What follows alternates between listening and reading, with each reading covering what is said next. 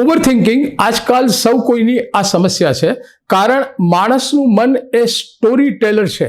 Overthinking કરતાં કરતાં એ એવી વાર્તા ઘડી કાઢે છે જેને વાસ્તવિકતા સાથે કોઈ સંબંધ હોતો નથી.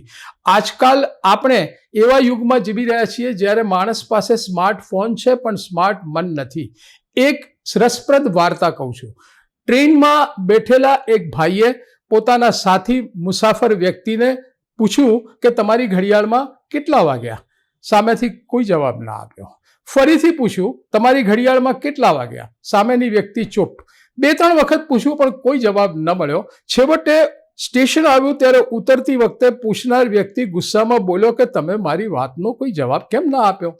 ત્યારે પેલાએ કહ્યું કે જો મેં તને સમય કહ્યો હોત તો પછી આપણે બે વાતોએ વળગી જાત, એમાંથી આપણે મિત્રો બની જાત, તું મારે ઘેર ચા પીવા આવત, ત્યાં મારી યુવાન છોકરીને તું જોત, તમે બંને પ્રેમમાં પડી જાત, તમારા લગ્નની વાત આવત. અને સાચું કહું તો મને એવો જમાઈ પસંદ નથી કે જેની પાસે પોતાની ઘડિયાળ હોય નહીં. હાસ્યાસ્પદ લાગે છે ને?